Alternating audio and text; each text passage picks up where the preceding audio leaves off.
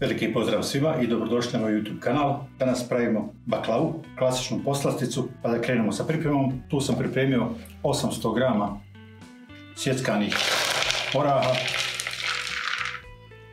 Baklava mora da sadrži što više oraha i 200 grama šećera. Ovo ćemo da izmiješamo lagano. Znači imamo kilogram nadjeva. Postavit ćemo sa strane. Sada pravimo agdu. Rekli smo kilogram smjese za filovanje baklave, odnosno oraha i šećera, znači kilogram. U agdu mora ići znači proporcionalno kilogram šećera.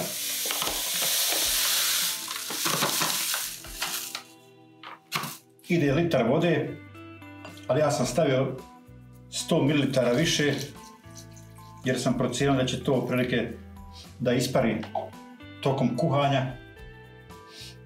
Stavit ćemo ga na ringlu, jaka vatra dok ne proključa 10 minuta. Poslije 10 minuta smanjimo ringlu na pola, ubacimo 2 kriške limuna i dalje kuhamo još 10 minuta. Znači ukupno 20 minuta na ringli. Agda mora biti hladna da se zalije vrela baklava. I sada idemo sa pripremom kora. Tu sam pripremio 450 grama ove fine jufke za baklavu. Evo je. Slagat ćemo u tepsiju 36 cm promjera, pa ćemo prvo da iskružimo. Nož mora biti naravno oštar ko munja.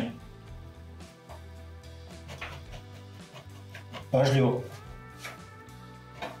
Ovo sa strane što ostane naravno nećemo bacati, nego ćemo i to složiti na našu baklavu.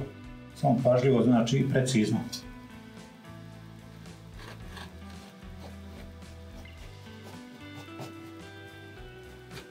Ovo ćemo kore ostaviti sa strane, pa ćemo i kasnije znači upotrijebiti, naravno ne bacamo ništa. Tepsija je promjera 36 cm, nju ćemo da podmažemo rastopljenim puterom. Njega sam na laganoj vati rastopio 250 grama.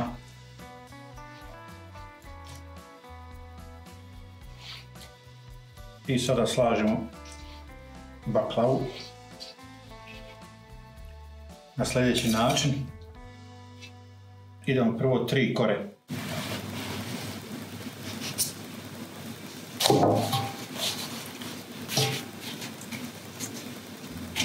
Poslije svake kore moramo namazati sa gornje strane. Znači red kora, prema sputera, onda opet red kora, prema sputera. Tako 3 puta da oformimo takozvano dno. Evo ga. Kore fino rasporedimo.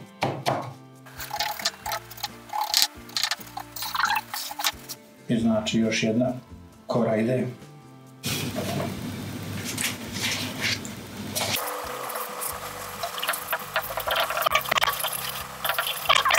I kao što rekao smo, imamo ove neke kore što su nam ostale sa strane, njih ćemo isto naravno da iskoristimo.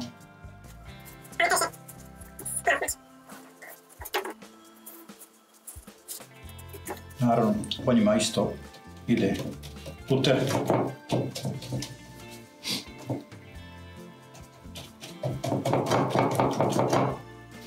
Sve ide naša smjesa sa orasima i šećerom. To ćemo posuti obilato.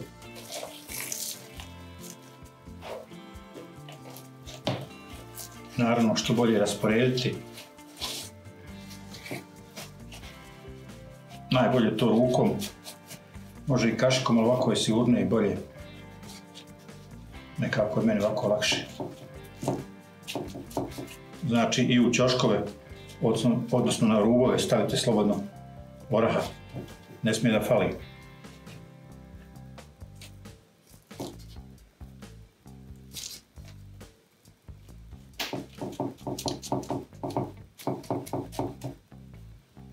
Evo ga. Nastavljamo s korama.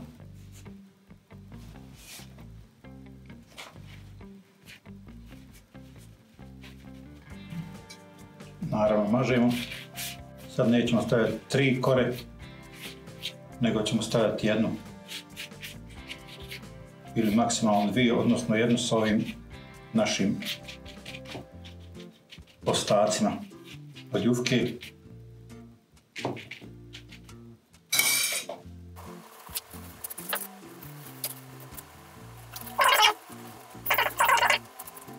Samo nemojte zaboraviti, mora biti uvijek masnoće gore.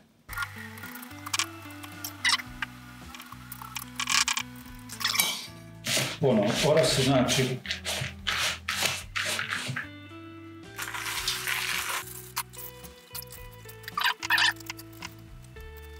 i naravno ponovo ide kore. I tako idemo dok nestane kora, odnosno nadjeva.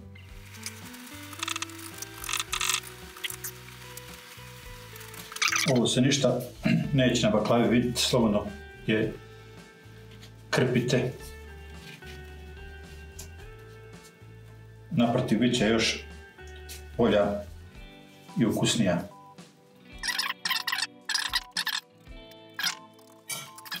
Ponovo ide znači smjesa. Ovo će biti jako bogata baklava. Znači ne žalimo ovog nadjeva ni putera. Ovi komadići mali se ništa neće primijetiti kad se bude baklava sjekla, vjerujte.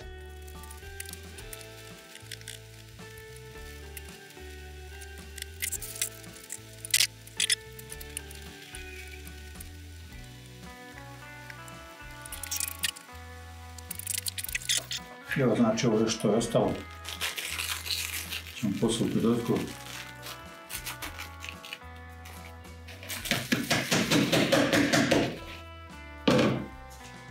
Kaže se kod nas niti osta, niti bi dosta.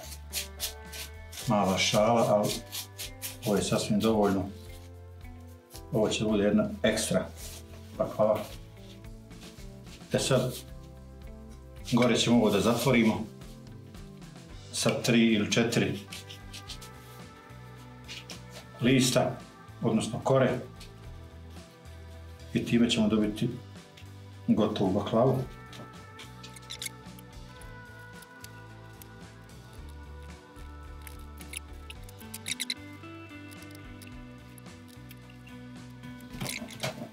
Malo treba to pritisnuti da se to fino složi. Naravno da je lakše rezati. Malo samo ovo sredimo. Sada dolazi onaj najvažniji dio. Treba sada ovo sve fino isjeći. Bitno je da bude sve ravno. Malo da ga stisnete, ne previše. Ovaj lenjer koristim samo za kuhinju, tako da ću pomoću njega da izrežem ovu našu pitu na 2 dijela. Gledam da to bude precizno. To je to. Nož mora biti savršeno oštar. Tu nema improvizacije.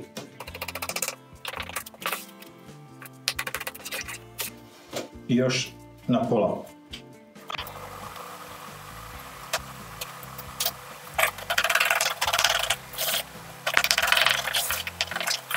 Sad svaki ovaj dio još na pola. Znači svaki ovaj dio još na pola.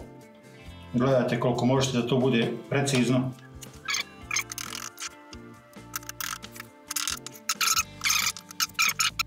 Sada idemo dalje na sljedeći način. Zavisi kolike želite baklave, evo ja ću ih staviti da budu širine, na primjer ovog lenjira. Dobit ćemo tako 3 komada. Neka vam bude u ovoj fazi orijentir moja lijeva strana. Znači moja lijeva strana orijentir.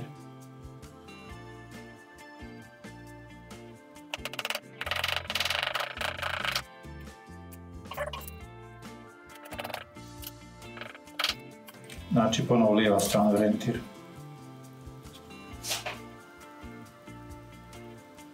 Poravnati ovu znači stranicu.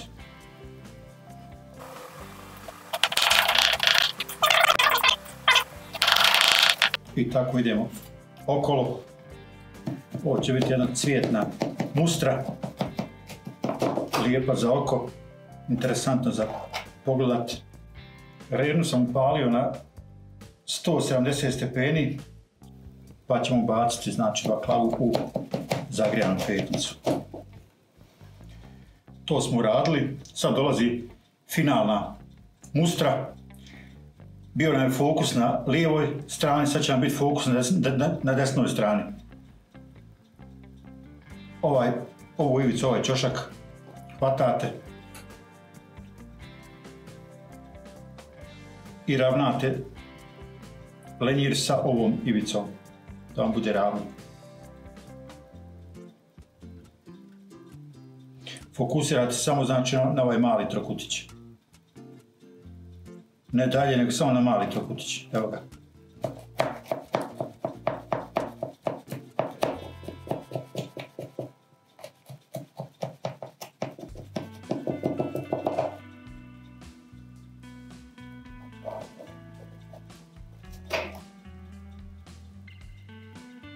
Pogledajte ove baklavice, kako su slatke. Isto ovaj znači ovdje ćošak.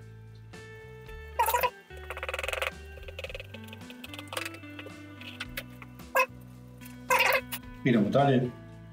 Ponovo se fokusiram na ovaj mali trokutić. Vidite na ovaj mali trokutić, ali je fokus desna strana. Sad.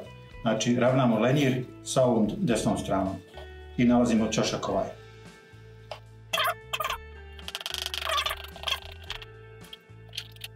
Ovdje mora biti puno strpljenja, ne smije ništa na zor, na brzaka, ne ide.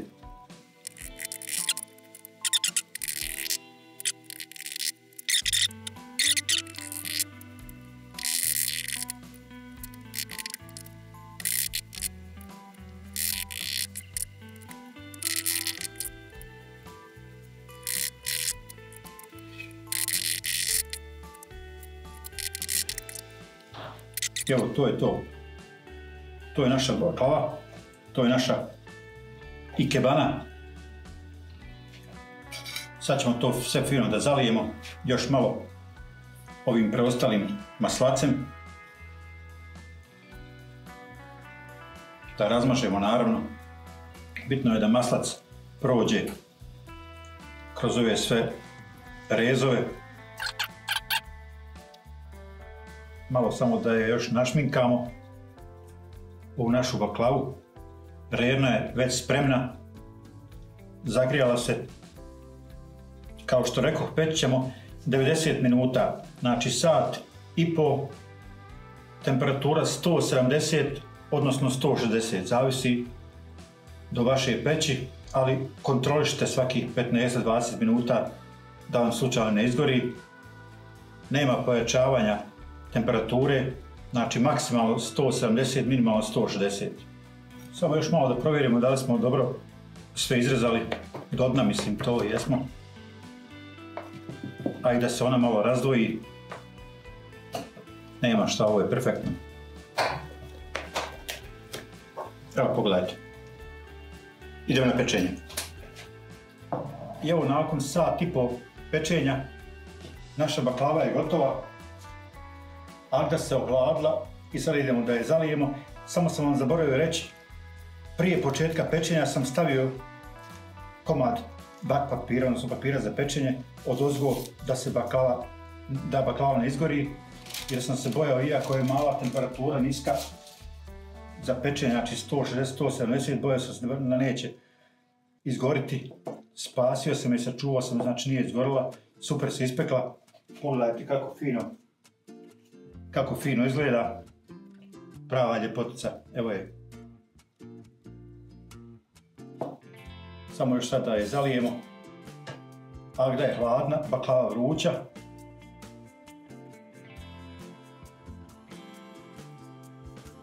Lagano ćemo zaliti. Čuje se kako upija. I eto, dragi moji, ako vam se ovaj video svidio, bacite jedan like i pretplatite se na moj kanal. Nadam se da vam je ovaj video bio od koristi, pogotovo što se tiče ovog rezanja. Nije teško, pokušajte, slijedite upute s ovog videa. Sve vas još jednom pozdravljam, do narednog videa.